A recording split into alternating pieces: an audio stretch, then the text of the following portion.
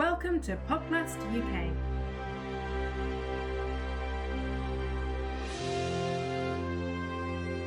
Today's session is an overview of lower limb trauma. Hello, welcome to this BAPRAS UK session on the management of open lower limb fractures. My name is Matt Stone, I'm a plastic surgery registrar working in Yorkshire, and today I'm joined by Mr Sanjib Majumder, a consultant plastic surgeon working at the Yorkshire Teaching Hospital's NHS Trust, as well as being the National Online Learning Programme Director for Plastic Surgery. Welcome to you, Mr Majumder. Thank you for joining us. Right, thank you, Matt. Yes, so the management of the open lower limb fracture, or in fact of any open fracture, is terribly important, not only from the patient's point of view, but obviously also from an exam point of view, which is pertinent to our UK trainees. In 2009, the BOA and the BAPRAS, which are the British Orthopaedic Association and British Association of Plastic, Reconstructive and Aesthetic Surgeons, brought out their first joint guidelines for the management of open lower limb fractures. This is the third iteration, which was published in 2020 and is called the Standards for the Management of Open Fractures. What's quite important about this document is that it gives you a very structured approach on how to approach the patient and the wound in terms of patients with an open fracture. One of the issues with this document is that it's quite big. It's a very comprehensive document, and it has not only all the guidelines, but they go into the reasons for the guidelines and so on. And regrettably, most trainees who I've asked have they read the document will usually say either no or say, well, yeah, I have sort of skimmed through it, which is essentially a no, or euphemistic way of saying no. Yeah, I think that's very fair and something I myself am guilty of. I think, as you say there, it's a very useful document, and so for anyone using this podcast as part of their preparation for the examination or for just general clinical practice, it's certainly worth having a look at the document alongside it, because it has a lot of recommendations as well as a lot of the evidence basis behind that, so it is a useful thing to read. I think we'll be touching on a lot of the major points, however, today. Starting at the beginning, what are the initial considerations when you're called to review a patient with an open fracture in the emergency department?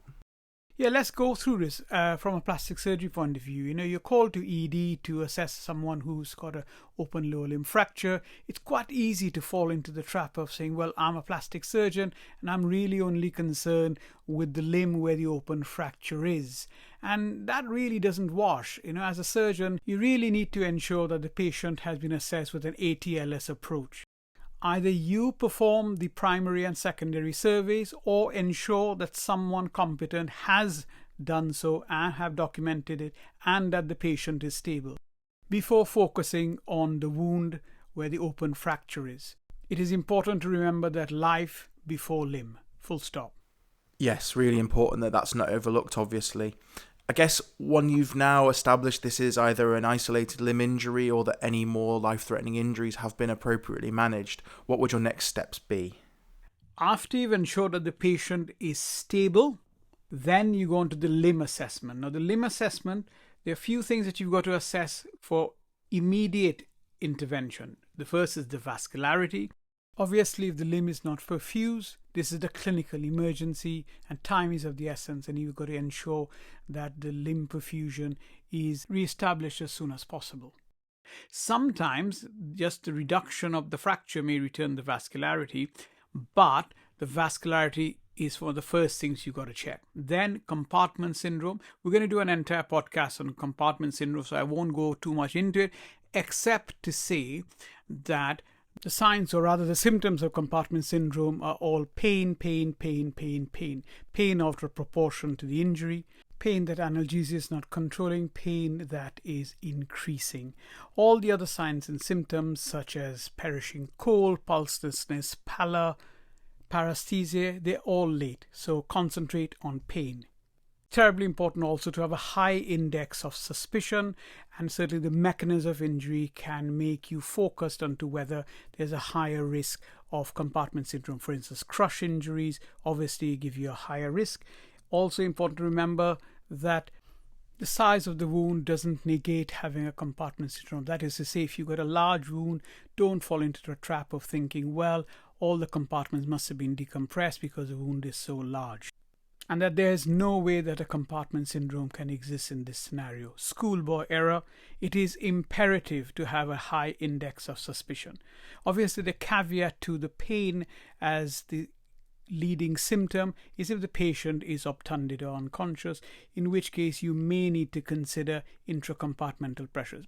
But we shall be discussing this in far greater detail on our upcoming podcast on compartment syndrome. Then you get down to the wound itself. We look at the size of the wound and what's at the base, meaning is there an open fracture at the base? And you may be tempted at this point to say, well, this is a Gustilo 1 or a 2 or a 3A or a 3B. But remember that the Gustilo-Anderson classification is only pertinent once the wound has been excised. Now, you can look at a wound that's big and you know it's going to be a Gustilo 3B, as long as there's no vascular compromise.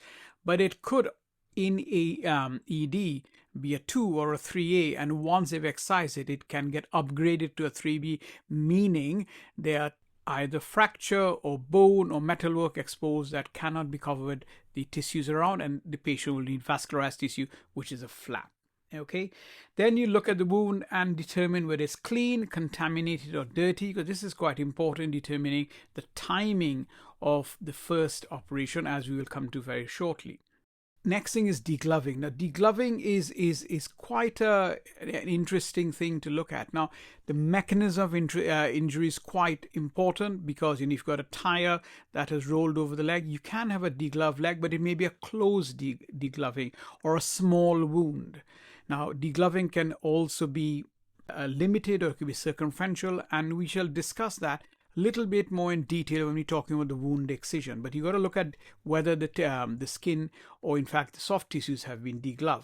The energy causing the wound. People talk about low energy and medium energy and high energy, and obviously a medium or high energy can give you a nastier fracture with a larger wound, more exposed bones, fractures, periosteal stripping, and so on. But do remember that the actual quality or the fragility of the patient's soft tissue is also important. To clarify, if you get a person who's on steroids or who might be an elderly person with very fragile skin, even a low energy wound to them can cause significant injury in terms of soft tissues, whilst that same low energy in a person who might have younger physiological skin and soft tissues or not on steroids may not get that. So the energy is quite important, but the anatomy of the person's soft tissues is terribly important as well. So once you've completed your primary survey and stabilised any more serious life-threatening conditions, what are the key things that you need to establish in the history that may affect the management of these patients? Using AMPLE, AMPLE, as a guide to your history taking is quite useful. A for allergies, M for meds, P for past medical history, L for last meal, and E for events. So all of this is a really good guide to getting a fairly comprehensive history, because you got to know, is this patient on warfarin? Does this patient have a cardiac pacemaker? Are they allergic to latex? All of these things are terribly important before you rush in to say, I'm going to put a flap on to this patient. Okay. Now the E, the events, I want to just go a little bit further on that. I like to tell my trainees to use the W's, the what, when, where, and how. Yeah, the W in the how is the last letter. I get it. Okay. You want to know what actually happened. You want to know, was this patient's leg trapped in rollers, or did he just fall off the last step of the steps in the house? Okay. Or did were they involved in a car accident? And all these things give you an idea what level of energy, and gives you a much better idea what you may find when you go in to do the wound excision. When it happened is quite important, obviously, not only from, is it 3 days old or is it a few hours old? But if there's a vascular compromise, then if the vascularity has been compromised and this leg is now 2 hours old, you have far less time than it was half an hour ago. Where it happened, it's not really the postcode, but was it inside? Was it outside? Was it in a farmyard place? Was it in a marine environment? So it gives you an impression, or gives you an idea really of contamination or dirtiness. And the how bit is quite important as well. We alluded to the car tire going over the leg. Well, that gives you an idea immediately that there may be an element of degloving, as opposed to someone falling from the last step in the house, much less likely to have a degloving or have much less degloving, for instance. So all of these things are terribly important before you even start thinking about, taking the patient to theatre. You could have a good idea, and then only can you form a plan. Of course, then take photograph, put the patient on antibiotics, guided by your local antibiotic guidelines. But the standards for the management of open fractures suggest comoxiclav or cephalosporin immediately, obviously IV, and if the patient's allergic, clindamycin and gentamicin.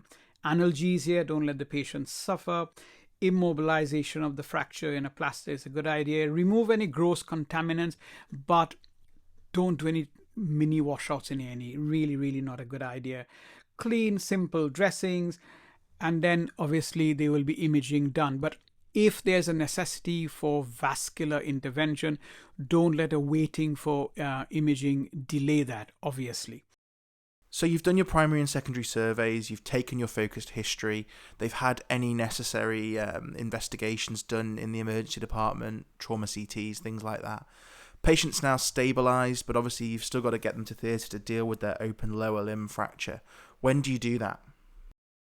Yeah, so we're going to decide when to do the wound excision. The guidelines are pretty clear, Obviously, the sooner the better. But there are essentially 4 situations where immediate wound excision is warranted. One is vascular compromise, because you've got to take the patient to theatre, and obviously you've got the opportunity to do a wound excision. 2, compartment syndrome, where you do a wound excision and obviously wound extension to deal with the compartment syndrome as you're doing fasciotomies. 3, contaminated or dirty wound, agricultural, aquatic, sewage, that sort of thing. And 4, if the patient's requiring immediate surgery for something else and the opportunity arises to do a wound excision at the same time.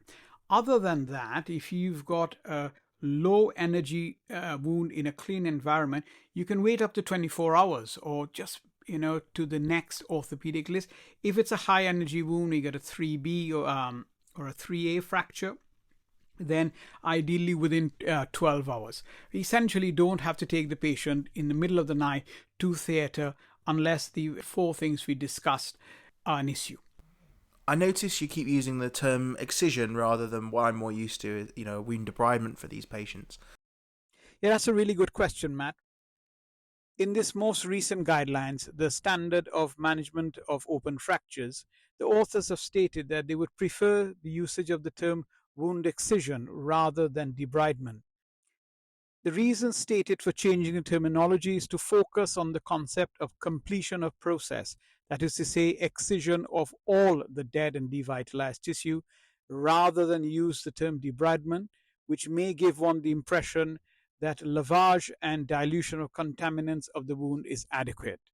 So essentially, they're saying, if you say debridement, people may think, well, you can just wash it out and give it a good clean, but they would prefer, and they're absolutely right, that the wound excision is done completely. And by that, all the soft tissue and bone that is devitalized, non-viable, needs to be excised. So that is taking away anything that is dead or devitalized. Take all of that away. That's soft tissue, and obviously the orthopedic colleagues will help with the bone. Obviously, this wound debridement needs to be done as a joint orthoplastics endeavor, because that's what makes sense, doesn't it? Because you want input from that in a multidisciplinary team sort of thing.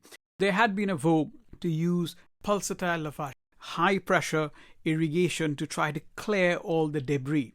Now, the problem with that is it does clear some of the debris, but it can also push the debris in. So the current guideline is to use low pressure with what they call digital agitation, which is essentially putting your finger there and rubbing the wound, dry swab, giving it a good rub. Low pressure gets rid of the contamination but doesn't drive things in. And the suggestion is at 3 liters at least, and not high pressure. What I like to do actually is use low pressure but in a pulsatile form. So I'll take a lower lock syringe, 20 or more preferably a 50 ml syringe, bolt on a drawing up needle, and then use that for pulsatile low pressure lavage. Far more efficient than trickling fluid onto the wound. You can try it yourself. It is really far more efficient at removing contaminants. Now, it's quite important to point out that this wound excision could be the hardest part of the operation, because it's a balance between taking away all the non-viable tissue but not taking away tissue that is actually viable. Sometimes it's difficult to tell what is what. One can get guidance from the 4 C's: the color of the tissue, the consistency, the capacity to bleed, and the contractility of the muscle. Although in fairness, even with these guidelines, it can sometimes be quite difficult to assess the viability of injured tissue. Now, in terms of difficulty of debriding, when it really becomes an issue is when there is an element of degloving. And we had alluded to before about degloving and the different types. One can have a closed degloving where there's no wound at all. And you can get that when, again, the example of a tire going over someone's leg. You can have open, you can have a localized, meaning a small area of degloving. And we can see that in the pretibial lacerations that we see without fractures, obviously, that are so common in the world of plastic surgery. Or you could have a circumferential or combination of these things. Also to remember that the degloving can happen in one plane, or it could be multiplanar. So the degloving is not only skin and fat, but you can have a degloving of different layers of muscle as well. So it can be quite a complex thing. It's one of those things, it's more of an art than a science, and you just got to get experience seeing it over and over. And when you have a degloved injury, that is probably a good reason to have a second look. Because if you're not sure that you've got away everything that is devitalized and you don't want to make, do an over excision, you may take away what is obviously so, wait a couple days and wait for things to declare. But at the same time, you've got to ensure that this does not in any way delay the necessary reconstruction of the defect with well-vascularized tissue within the requisite 72 hours. Now, the other thing about degloved skin when it's difficult, that one may use different techniques with dyes and ICG cameras and so on, which may be helpful. And for people who've done DF flaps, and so you know that the ICG cameras are used to ascertain how much of the flap is viable by monitoring the progress of the dye on the screen. And this technique can also be used to ascertain how much of the degloved skin is actually viable. So once the wound has been excised, there may be a necessity to do a wound extension. And the wound extension is not to take away stuff that is necessarily devitalized, but it's to allow a thorough assessment of all the components of injury. And of course, you may need to do wound extension for, say, fasciotomies. So that's again wound extension, or wound extension if there's a necessity to get the access to put in metal work. Right? Now, for the wound extension, is important, just like the fasciotomy, to respect the perforators.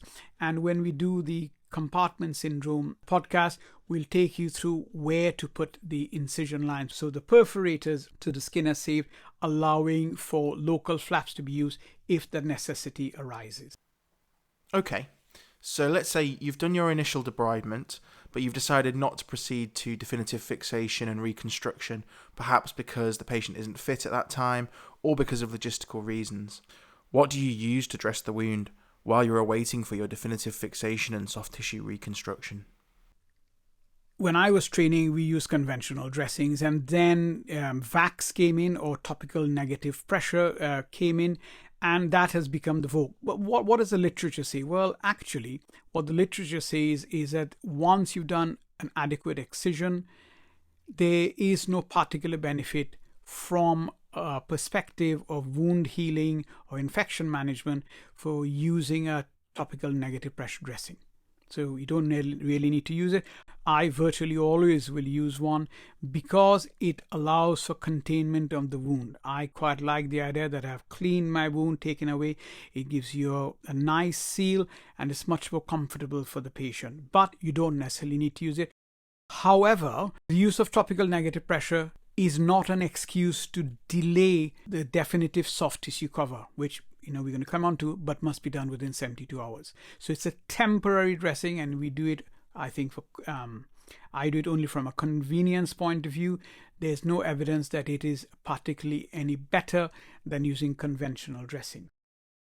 Yes, I think that's the Wolf trial from 2018 that you referenced there, and Certainly my experience as your practice is that the vast majority of consultants are still choosing to use topical negative pressure, perhaps for other reasons beyond those looked at in the trial itself. There's ample evidence that the use of topical negative pressure dressing improves the take of skin graft, which is very useful because obviously the use of skin grafts in a trauma setting can sometimes be associated with unreliable take. And one has to remember that in a larger complex wound associated with an open fracture, parts of the wound need to be covered by tissue with its own blood supply, that is to say a flap, but other parts of the wound, such as muscle belly for instance, can be very satisfactorily covered with a skin graft. And in this case, the use of topical negative pressure improves the take, so it's pretty much a no-brainer. So when do you do your definitive fixation if you didn't do it at the index procedure? Well, within 72 hours. Okay, within 72 hours of the injury. But if there's going to be definitive bone fixation, that is to say open reduction, internal fixation, then the definitive soft tissue cover has to be done at the same sitting. So ideally at the same sitting as the ORIF, if that's happening, whether that be plates, screws, or putting a nail down, or at worst within 72 hours, full stop. Okay, obviously, even though I just said full stop, the only situation where you will not do this is if the patient's not well enough to do it. So now we come to the whole, what are the options for soft tissue cover? And the reason I say that now we come to that is because most trainees, when you ask them or show them a picture of an open tibial fracture, the first thing that comes to their mind is, what flap am I going to put on? That's the least part of it. You got to save the patient's life, you got to save the patient's limb, and then you're going to go on with the soft tissue cover. When I say the least of it, it's obviously very important, but it's not at the forefront. It's got to be a structured and systematic approach. Of course. But once it does come to the decision around soft tissue reconstruction, what factors influence your choice of flap? Now, the first thing to realize is it doesn't actually matter which flap one uses, in as much as what is important is that well vascularized tissue is used to cover the defect. Now, a structured approach is what I would recommend. You can divide the leg into 3/3, the upper, middle, and lower thirds, and then you've got the ankle and foot. Now, the upper third, local options such as gastrocnemius muscle flap or a perforated flap like the MSAP may do. The middle third, a fasciocutaneous flap, whether it's inferiorly based or islanded. Small word about soleus flaps. I'm really not a fan. The hemisoleus really doesn't reach as much as you think you want it to reach. Tedious dissection, and most importantly, there are so many veins in the soleus that actually disrupting that has been shown to increase the risk of DVT. So I'm not a fan of the hemisoleus flap. The lower third, local and regional flaps include the propeller flap, which I use not infrequently for elderly patients who can't have a longer operation, because in my hands, quite reliable, and I will do a propeller flap in less than 60 to 90 minutes. But obviously it goes without saying that for any local or local regional flap, one has to ensure that the pedicle has not been injured, and this realistically means that the pedicle is not within the zone of trauma. And the common indications for using local or local regional flaps are low energy injuries. In the Indian subcontinent, sural flaps are popular, and things around the medial malleolus. People are now using medial plantar flaps as well. But a free flap can be used anywhere on the leg, and certainly in the lower third of the leg, ankle and foot. A free flap is the preferred option in the United Kingdom. But what matters is that you've got to assess the wound and decide, well, what length of pedicle do you need? What caliber vessels do you use? Ideally, it is recommended that you do an end to side. But if you are a person who are having to do an end-to-end, and it's a 2-vessel leg, you want to have the arteries that match up reasonably well. And of course, the veins need to match up as well.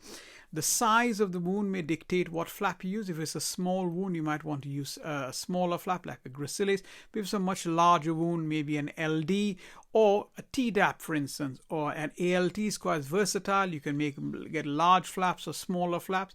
But then the size of the flap itself can make a difference, because if you have a patient who's somewhat large, you can get a ALT, but then it becomes way too bulky unless you thin it or super thin it. There's the surgeon's preference. What are you happy doing? Which flap are you happy raising? And that's an important consideration. And of course, patient's preference. There are, other flaps that come into vogue in and out. The skip flap is quite popular now. People have used MSAPs for lower limb reconstruction. I had a consultant colleague when I was a registrar who preferred a scapular flap. It does not matter which flap you use, as long as you use a well vascularized flap, that works. Now, I mentioned about length of pedicle. The reason I said that is because ideally you want to do your anastomosis for a free flap out of the zone of trauma. But there's a point to be made here about the recipient vessels.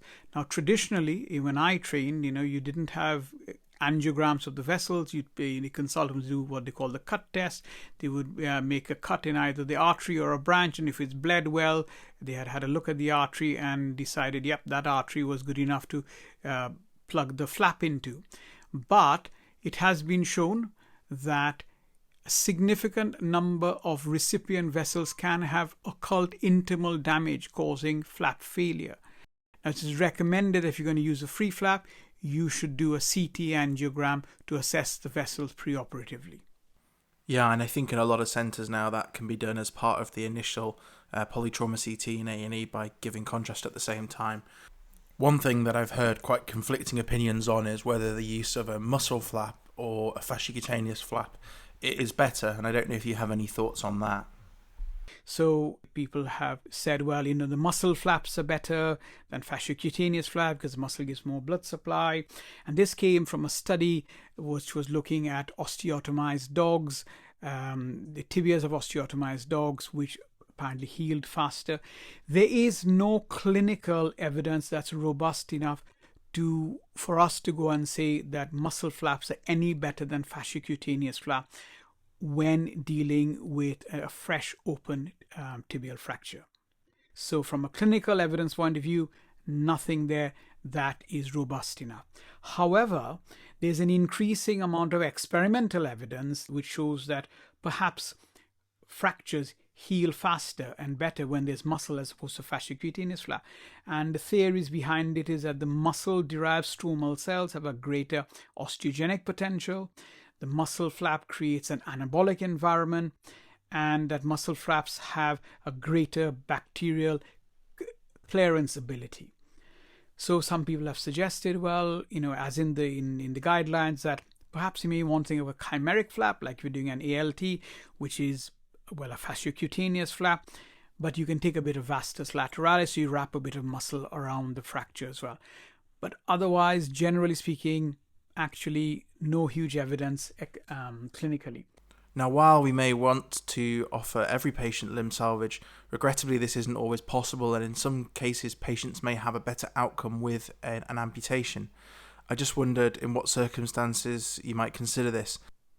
Yeah, the decision to do a primary amputation on a patient with a lower limb injury is very difficult. It goes against the grain. We're reconstructive surgeons, and we essentially taught during our training that we need to try to salvage everything. But with the correct indication, the correct situation, an amputation should be considered a reconstructive procedure, definitely. However, because of the difficulty of that decision making, and of course the medical legal implication, an MDT approach is highly recommended. At the very least, the orthopedic consultant should be involved in decision making, and if possible, the rehab team should be involved. The rehab team can not only be a third opinion, they can also help in terms of advising regarding optimal stump length, etc. The rehab team also has a function in speaking to the patients beforehand if the opportunity arises, so that the patient gets an idea of what will happen to them after the amputation in terms of rehab, prosthesis, etc. It goes without saying that very careful documentation, including pertinent images, should be mandatory. Many times the primary amputation could be staged, meaning it's not done at the initial index operation, but sometimes immediate amputation may be necessary, such as when the limb might be the source of uncontrollable life-threatening bleeding or part of damage control in the case of severe limb trauma in an unstable polytrauma patient, where an avascular limb with an warm ischemia time of greater than 4 to 6 hours, or there's extensive crush injuries, particularly involving both the tibia and the ipsilateral foot. A point to be made here is that traditionally an insensate foot was considered almost an absolute indication for an amputation, and that certainly is no longer the case. Also, the many severity scores, the injury severity score, the mangled extremity severity score as 2 examples, are no longer recommended as guides to whether an amputation should be done rather than a salvage.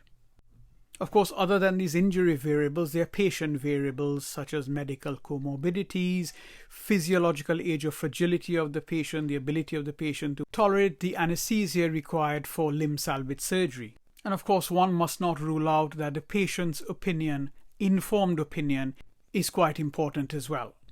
It's important to realize that if you're having to primarily amputate a leg for an injury, then it's quite a devastating injury, and the soft tissue may not be enough to allow you to have an adequate stump length. Sometimes you may find that you can do some spare part surgery, for instance, take some tissue from distal to the wound and maybe use that as free tissue transfer, so salvage it, use a free tissue transfer to ensure that you got a nice robust stump. So that's something to always keep in mind. Great. I guess the final thing to talk about to really round out this topic concerns the management of open lower limb fractures in children, which obviously brings its own challenges. And I wonder if you have any particular thoughts about that. Thankfully, there aren't that many of them, far fewer than adults, but kids behave very differently. Physiologically, they are not just small adults, so the service of a pediatric anaesthetist, perhaps a pediatric ICU, is very important. Also, the way the soft tissues of children behave is very different, and the response of children's soft tissues to trauma is very different. As an example, if you get a degloving injury and you have an adult patient, a significant amount of the degloved skin may die, whilst the significant amount of degloved skin in a child may actually survive. So if you're dealing with a pediatric patient with open tibial fracture and you're not familiar with them, please, I would recommend get an expert pair of eyes to look at it. It is quite easy to overdo and get yourself into a situation which is not optimal. Fantastic. Some really interesting points there and plenty to think about as well. Now that's essentially a whistle-stop tour of the salient parts of the standards for the management of open fractures. It is available online, it is free, and I would recommend that every single trainee have a read of it. It's a free download. It should be a mandatory read. So now that you've heard the summary of what you need to know, go have a read. You'll get a lot more information. Thank you very much. So it just remains for me to say thank you to our speaker, Mr Majumder, and thank you to you all for listening. Goodbye. Podplast UK is a collaboration between UK plastic surgery trainees and consultants. The content reflects individuals' practice and opinions may vary. If you have any feedback, do get in touch. We hope that this has been interesting and useful. If it has, remember to follow us for future sessions.